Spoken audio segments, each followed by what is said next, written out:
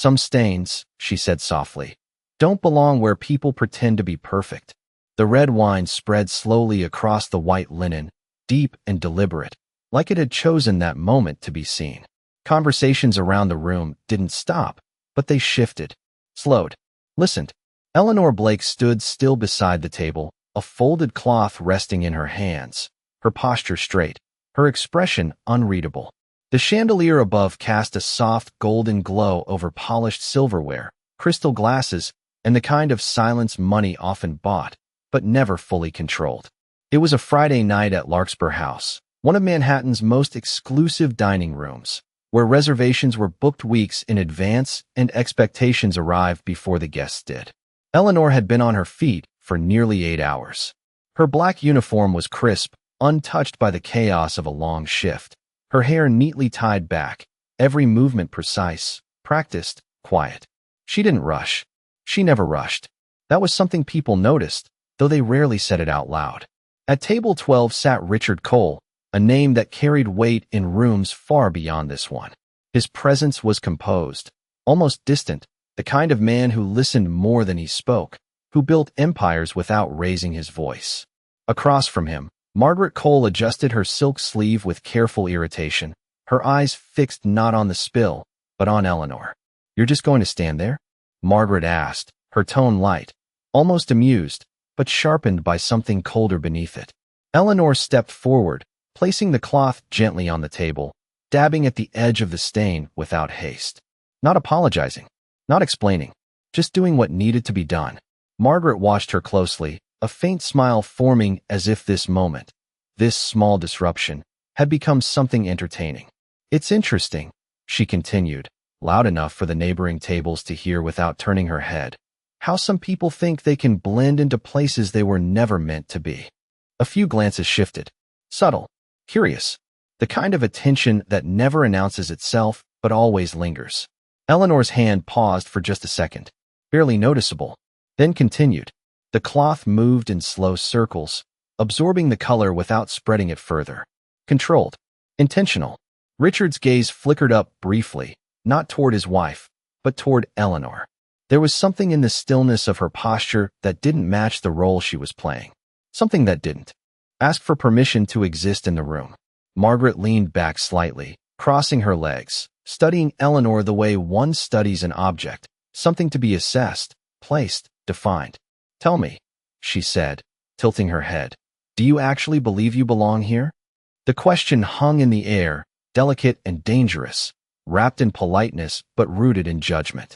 Eleanor finished blotting the table. The stain had faded, but not disappeared. She folded the cloth once, then again, set it down, and for the first time, she looked up. Not quickly, not defensively, just steadily. The kind of look that didn't push back, but didn't step aside either. Around them, the room seemed to breathe differently, slower, waiting. Eleanor's voice, when it came, was quiet, almost gentle. Belonging isn't something a place decides. She adjusted the glass slightly, aligning it with the edge of the table as if the moment itself required symmetry. Her eyes met Margaret's, calm, unwavering. It's something people reveal when they stop trying to prove it. No one spoke. Not immediately. The kind of silence that followed wasn't empty. It was full of recognition, of discomfort, of something shifting just beneath the surface. Margaret's smile didn't vanish, but it changed, just slightly, enough to be noticed if you were paying attention. And Richard Cole, for the first time that evening, wasn't looking at the room, or the table, or even the spill. He was looking at her. No one moved right away. The kind of silence that followed her words did not feel awkward. It felt precise, like something had been placed exactly where it belonged, and no one quite knew how to move around it. Eleanor did not wait for a reaction. She simply picked up the empty wine glass, her fingers steady, her posture unchanged, and stepped back from the table as if nothing unusual had happened. But something had. The air had shifted, subtle but undeniable. A man at the adjacent table lowered his fork halfway to his plate, his eyes flicking between Margaret and Eleanor before quickly returning to his meal. A woman across the room adjusted her posture, sitting a little straighter, as if she had just witnessed something she could not quite explain. Margaret Cole remained seated, her expression composed, but the ease she carried moments ago had thinned. Not broken, just stretched. She reached for her water glass, her movements still elegant, still controlled, but her fingers lingered a fraction longer than necessary on the rim. She did not look at Eleanor again. Not immediately. Richard Cole, however, did not look away. His gaze followed Eleanor as she moved across the dining room, her steps measured, her presence quiet in a way that no longer felt invisible. He leaned back slightly in his chair, one hand resting against his jaw, studying her not with curiosity alone, but with recognition. Not of who she was in that moment, but of something he had seen before, somewhere else. At another table, Eleanor set the glass down, replaced it with a fresh one, and poured water with the same calm precision. No rush, no glance back, no attempt to confirm what she had just done. It was as if the moment belonged to the room now, not to her. "You handled that differently," came a low voice from behind the service station. It was Daniel, the floor manager, his tone careful, his eyes scanning the room before settling on Eleanor. Most people would have apologized. Eleanor adjusted a folded napkin on her tray, aligning its corners with quiet attention. "Most people would have needed to," she replied softly. Daniel hesitated, unsure whether to respond or simply let the statement settle. He chose the latter. Across the room, Margaret finally spoke again. Though her voice had lowered, her words no longer meant for the entire space. "You are staring," she said without looking at Richard. Richard did not answer right away. His eyes remained fixed in the direction Eleanor had disappeared, his expression thoughtful, almost distant. "I have seen her before," he said quietly. Margaret turned her head slightly, a hint of disbelief touching her features. "You have not." "No," he said, almost to himself. "Not like this." The distinction lingered between them, unanswered. Margaret exhaled softly, smoothing her sleeve once more, reclaiming the composure she was known for. "She is a waitress, Richard." The word hung there. Defined. Final. But Richard's gaze did not shift. "No," he said again, this time more certain. "She is not just that." At the service station, Eleanor picked up another order, her reflection briefly catching in the polished steel surface beside her. For a second, she paused. Not long enough for anyone to notice. Just enough to see her own eyes. Still steady. Still calm. But deeper now. As if something long, settled had been gently stirred. Then she turned, stepping back into the dining room. Carrying plates, carrying silence, carrying something no one in that room could quite name, but everyone had felt. Richard did not touch his glass again. The water sat untouched, catching the light in a way that made everything look clearer than it should have been. Across from him, Margaret resumed her meal, each movement deliberate, refined, as if nothing had happened. But the rhythm was off, just slightly. The fork paused a second too long. The napkin adjusted twice instead of once. Small things. Things only someone used to control would notice. "You are being dramatic," Margaret said quietly, her voice returning to its usual smooth cadence. It was a comment. She responded, "That is all." Richard leaned forward slightly, his elbows resting near the edge of the table, his fingers loosely intertwined. "No," he said, calm but certain. "That is not all." Margaret's eyes lifted to meet his, sharp now, searching for something she could correct, reshape, dismiss. "Then what is it?" she asked. Richard did not answer immediately. Instead, his gaze drifted again, scanning the room until it found Eleanor. She was at another table now, placing down a plate with careful precision, her movements efficient but never rushed. She listened when spoken to, nodded once, adjusted a fork by half an inch. Details most people ignored. Details he did not. Something about the way she moved felt familiar. Not the person, the pattern, the discipline behind it. "She does not react like someone who works for approval," he said finally. Margaret let out a soft breath, almost a laugh, though it carried no amusement. "Everyone works for something, Richard." "Yes," he agreed. "But not everyone shows it." That distinction lingered again, quiet but firm. Margaret set her fork down, folding her hands together, her posture straightening as if reclaiming ground she had momentarily lost. "You are giving her too much credit." Richard's eyes did not leave Eleanor. "Or perhaps," he said, "you gave her too little." At the service station, Eleanor reviewed the next order, her fingers tracing the edge of the receipt as if confirming something only she could see. The noise of the dining room continued around her, glasses clinking, low conversations weaving in and out, but none of it seemed to settle on her. She moved through it, not with urgency, not with hesitation, just with clarity. Daniel approached again, slower this time, less certain.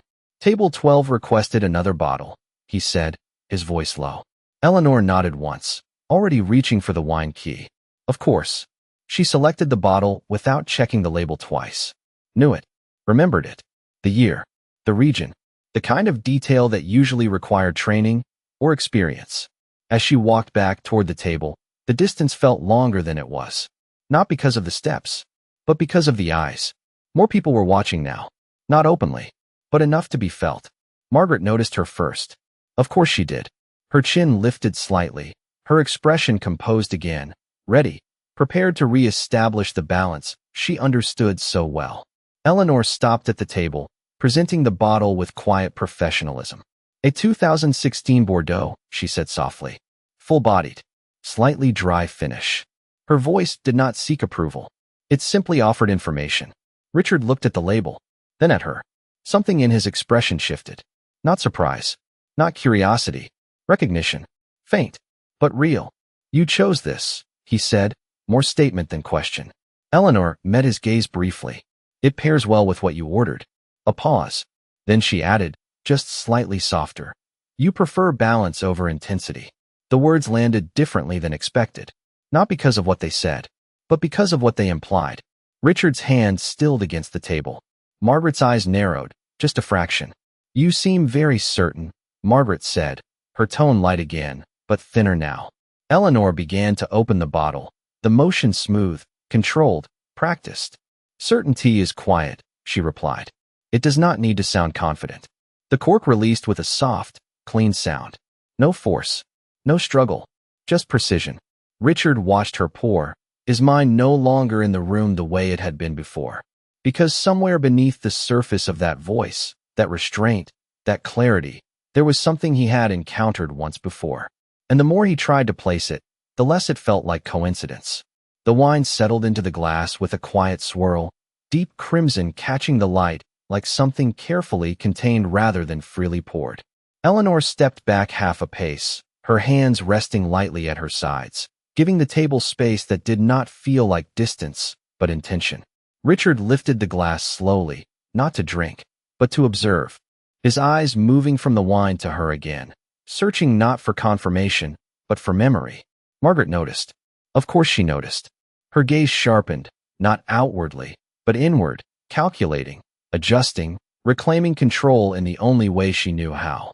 You speak as if you know his preferences, she said, her tone smooth, but now carrying a quieter edge, one meant not for the room, but for the space between them. Eleanor did not answer immediately. She adjusted the position of the bottle on the table, aligning it with the center, her movements unhurried, her silence deliberate. Then, gently, people reveal more than they intend when they think no one is paying attention. The words did not challenge. They did not defend. They simply existed. Richard lowered the glass slightly, his expression tightening, not with discomfort, but with recognition that was beginning to take shape. Margaret leaned back, crossing her arms lightly, her posture elegant, but no longer effortless. And you believe you are someone who notices everything? She asked. Eleanor met her gaze again, steady, calm, without resistance. No, she said softly. Just what matters. Another pause. Longer this time. The kind that did not need filling. Around them, the room continued, but softer now, as if sound itself had learned to step carefully. A server passed behind Eleanor, slowing just enough to listen, then moving on, carrying a tray that suddenly felt heavier than before. Richard placed the glass back on the table without tasting it. 5 years ago, he said quietly, almost as if speaking to himself, there was a meeting. Margaret glanced at him, surprised by the shift, but did not interrupt. Eleanor did not move. Richard continued, his eyes no longer on the wine, but fixed on her. A deal that should not have worked. Numbers that did not align. Everyone in the room agreed to proceed anyway. His fingers tapped once against the table. Except one voice. The air changed again. Not visibly, but undeniably. Eleanor's expression did not shift. Not outwardly. But something behind her eyes grew still in a different way. A correction, Richard said, quieter now. Precise. Unemotional. It saved the company from a mistake we did not even know we were making. Margaret's posture straightened, her attention fully drawn now, her earlier composure replaced by something sharper. What does that have to do with this? She asked. Richard did not look at her. I never saw the person clearly, he said. They left before the meeting ended. His gaze held steady on Eleanor. But I remember the voice. Silence answered him. Not empty, not uncertain, just present. Eleanor reached for the bottle, not to pour, but to adjust its position again, a small movement, almost unnecessary. Memory is selective, she said quietly. It keeps what it needs, and lets the rest disappear. Margaret's eyes narrowed, the first visible fracture in her control. Are you suggesting? Eleanor did not let her finish. Not by interruption, but by stillness. The kind that ends a sentence before it is spoken. Richard exhaled slowly, not frustrated, but certain now in a way he had not been moments before. You did not disappear, he said. You stepped away. Eleanor's gaze met his once more, calm, unwavering. Sometimes, she replied, her voice barely above a whisper. Stepping away is the only way to see who notices you were ever there. The words settled over the table, quiet but irreversible. Margaret said nothing. For the first time that evening, she had no immediate response. And Richard did not look away. Margaret did not reach for her glass this time. Her hands remained still, resting lightly against the edge of the table, as if any movement might confirm something she was not ready to acknowledge. The silence around them had changed again. It was no longer about the room. It was about the space between three people who suddenly understood that something deeper had just surfaced. You are implying a great deal, Margaret said finally, her voice controlled, but thinner now, as if each word required more effort than before. Eleanor did not respond to the implication. She simply lifted the bottle again, pouring a measured amount into Richard's glass, her movements as steady as they had been from the beginning. Nothing rushed, nothing forced. Implication is often created by the listener, she said softly, not the speaker. The words did not confront. They clarified. Richard's lips pressed together slightly, not in tension, but in thought. The pieces were no longer scattered. They were aligning. Slowly. Precisely. Why leave? He asked, his voice quieter now, no longer carrying the authority of a man used to being answered, but the curiosity of someone who had realized he had missed something important. Eleanor set the bottle down, straightened it. Let her fingers rest against the table for just a moment before withdrawing them. Because staying would have made the answer too easy, she said. Margaret let out a small breath, almost a scoff, though it lacked its usual sharpness. That makes no sense. Eleanor turned her gaze toward her, not dismissive, not challenging, simply present. Easy answers rarely change anything. Margaret's expression tightened, her control returning in fragments, though not as complete as before. And what exactly did you expect to change? She asked. Eleanor did not answer right away. She glanced briefly across the room, where another table signaled for service, then back again, as if measuring the weight of what should be said and what should remain unspoken. Not everything changes at once, she replied quietly.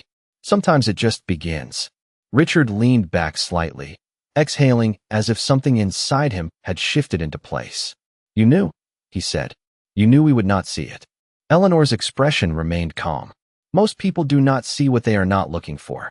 Margaret shook her head slightly, her composure attempting to rebuild itself through dismissal.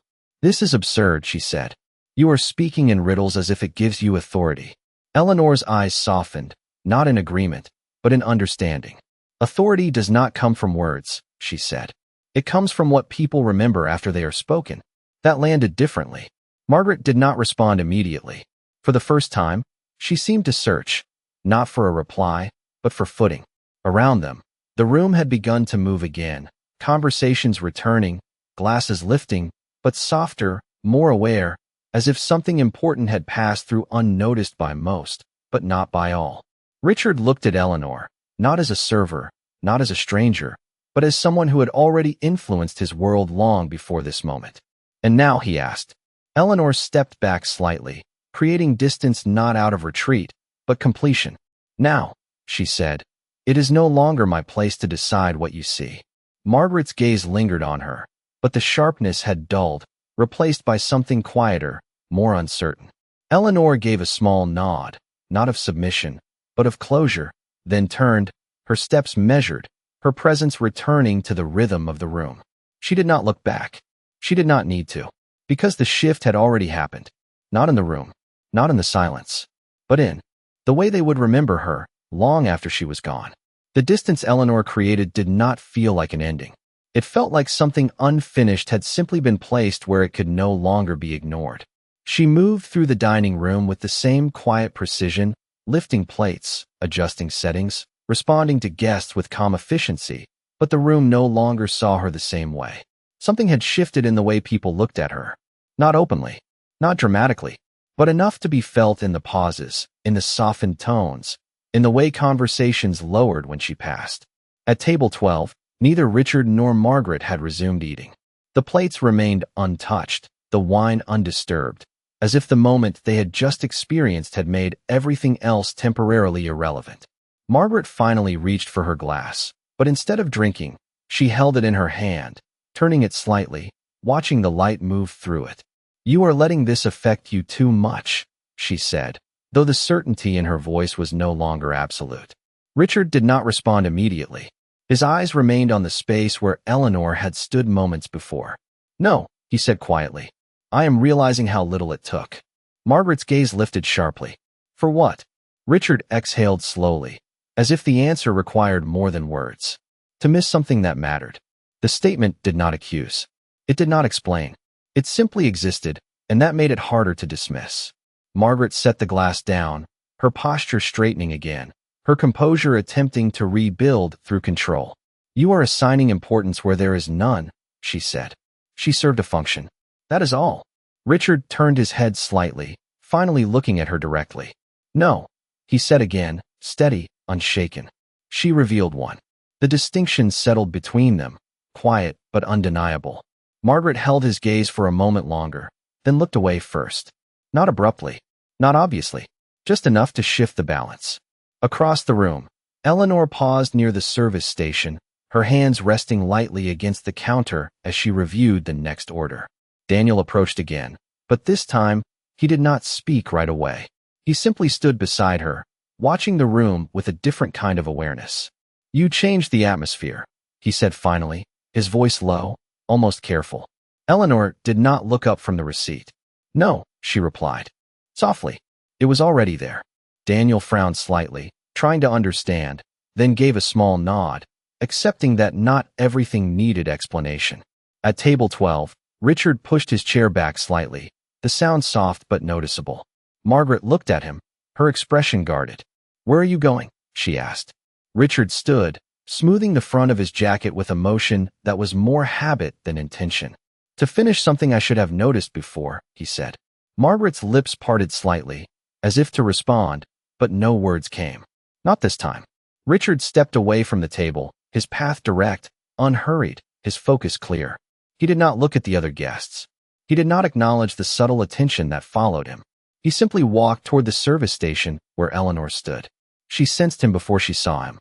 Not by sound, not by movement, but by the shift in the air that comes when someone arrives with intention. She looked up as he stopped a few feet away, maintaining the same calm presence she had held all evening. Richard did not speak immediately. He studied her, not as a mystery, but as a realization he had taken too long to reach.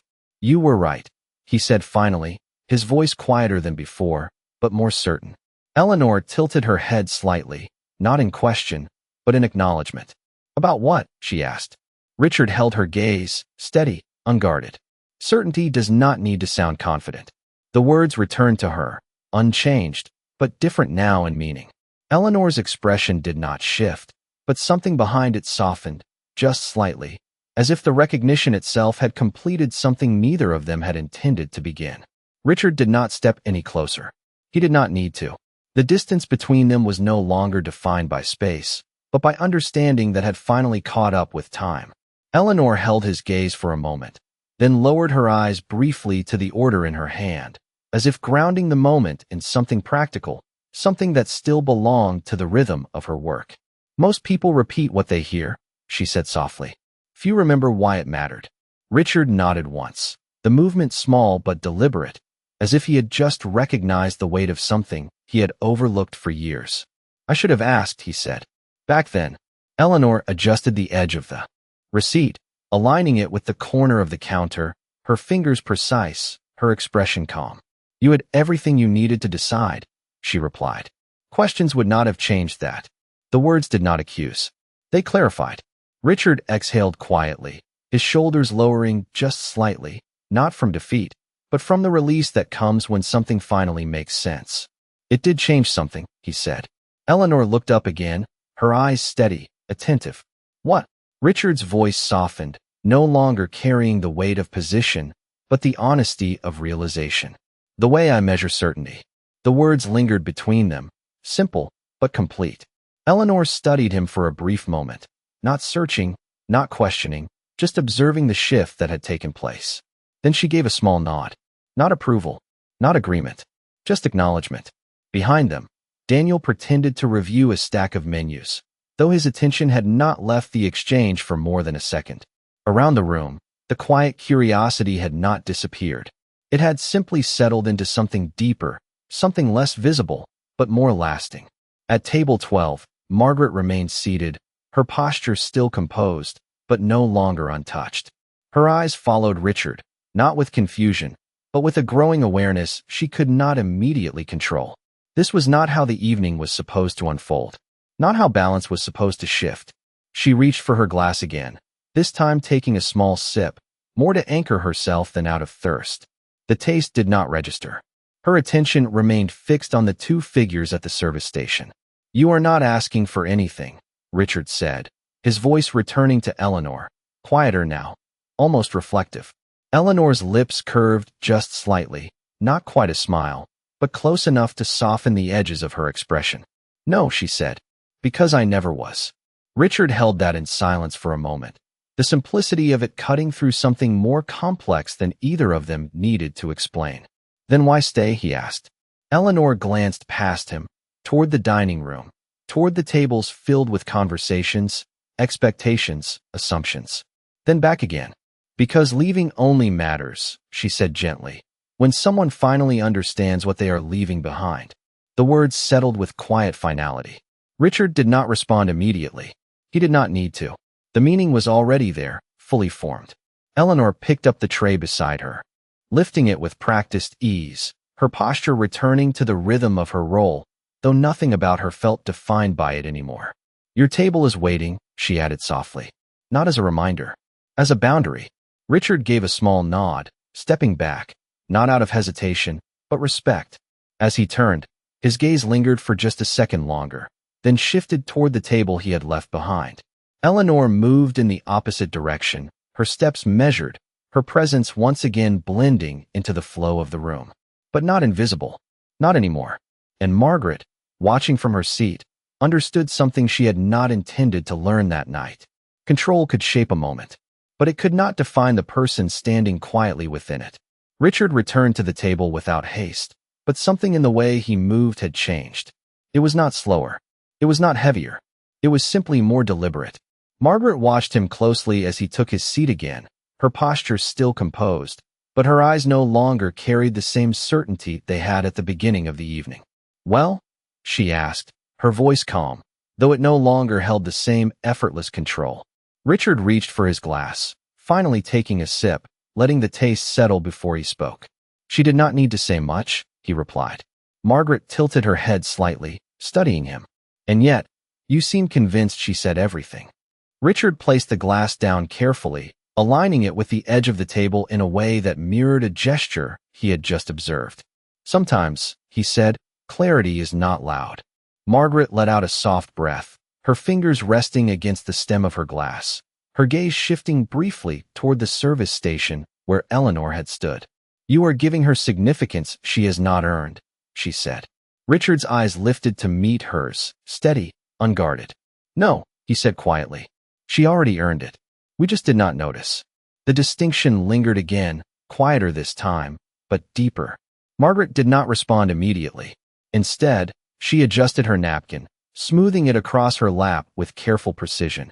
as if restoring order in small ways might restore something larger. People like her, she said after a moment, choosing her words more carefully now. They exist within a structure. That is how places like this function. Richard did not argue. He simply listened. Then, structures do not define people, he said. They reveal how we treat them. Margaret's hand stilled. Not dramatically, just enough to be felt. Across the room, Eleanor continued her work, her presence once again part of the rhythm, but never quite blending back into it completely. A guest thanked her as she refilled a glass. She nodded once. Another table asked a question. She answered simply. No extra words. No performance. Just clarity. Daniel watched from a distance, his expression thoughtful, as if he was seeing the same room he had worked in for years, differently. At table 12, Margaret finally picked up her fork again, taking a small bite, though her attention remained elsewhere. You are not usually this reflective, she said, her tone softer now, less certain. Richard allowed a faint, almost imperceptible smile to form. No, he admitted. I am usually too certain. Margaret looked at him then, really looked, as if measuring something she had not needed to measure before. And now, she asked. Richard's gaze shifted briefly toward Eleanor, then back again. Now I am paying attention. The words settled quietly, but they carried weight. Not force, not confrontation, just truth. Margaret leaned back slightly, her posture still elegant, but no longer untouched by what had unfolded. For the first time that evening, she did not try to correct the moment. She simply sat within it. The room had returned to its usual rhythm, conversations flowing, glasses clinking, the illusion of normalcy restored. But something beneath it had changed. Subtle, unseen, permanent. Eleanor passed by their table once more, carrying a tray balanced effortlessly in one hand. She did not stop. She did not look. She did not need to. Richard noticed anyway. Margaret noticed too. And in that quiet passing, without a word, without a glance, something was confirmed. Not through confrontation, not through explanation, but through presence alone. Because some moments do not need to be repeated to be understood. They simply remain. The check arrived quietly, placed at the edge of the table with the same precision that had defined the entire evening. Eleanor did not announce it. She did not linger. She simply set it down and stepped away, her presence dissolving back into the rhythm of the room as if nothing more needed to be said. But everything already had been. Richard looked at the check. For a moment, not opening it, not reaching for it, just letting it sit there, a small, ordinary object that somehow carried the weight of the night. Margaret followed his gaze, her expression composed, but no longer untouched. Are we leaving? She asked, her voice softer now, less certain of the answer before it was given. Richard nodded once. Yes. No explanation. No elaboration. Just a decision that felt different from the ones he usually made. He reached into his jacket, placing his card inside the folder without checking the amount, without hesitation, without the need to control the outcome. Margaret watched the motion, her eyes lingering on the simplicity of it. For a moment, she said nothing. Then, quietly, you are not even looking. Richard closed the folder gently, his hand resting on it for a brief second before withdrawing. I do not need to, he said. Some things are not about the number. The words settled between them, not as a lesson, but as a realization. Margaret glanced once more across the room, her eyes finding Eleanor without effort this time. Not because Eleanor stood out, but because she no longer disappeared. Eleanor was speaking to another table, her voice calm, her posture steady, her presence unchanged. No trace of what had happened lingered in her movements. No sign that the evening had shifted anything for her. And that, somehow, made it more real. Richard stood, adjusting his jacket, his posture relaxed, but grounded in something quieter than confidence. Margaret rose a moment later, smoothing her sleeve out of habit, though the gesture no longer carried the same certainty. As they moved toward the exit, the room continued around them, unchanged on the surface, but subtly aware beneath it. A few glances followed. Not with curiosity, not with judgment, just recognition that something had passed through the space and left its mark. Near the door, Richard paused. Not long, just enough to turn his head slightly, his eyes finding Eleanor one last time. She did not look up. She did not need to. He gave a small nod anyway, a gesture that was not meant to be seen, but completed something nonetheless. Then he turned and stepped outside. The night air was cooler, quieter, free from the layered noise of the dining room. Margaret stood beside him, her gaze forward, her expression thoughtful in a way it had not been. When the evening began, she did not ask for anything, she said after a moment. Richard shook his head slightly. She did not need to. Margaret exhaled softly, the sound almost lost in the city around them. And yet, she began, then stopped, as if the rest of the sentence no longer fit. Richard finished it for her, his voice calm, certain. And yet, she changed something. They stood there for a moment longer, neither rushing to leave, neither trying to return to what the evening had been before, because that version no longer existed. Inside, Eleanor continued her shift, table by table, glass by glass. No announcement, no recognition, just quiet, steady presence. But the room would remember, not because she demanded it, not because she proved anything, but because, in a place built on appearances, she never needed one. And sometimes, the people who say the least are the ones who leave the most behind.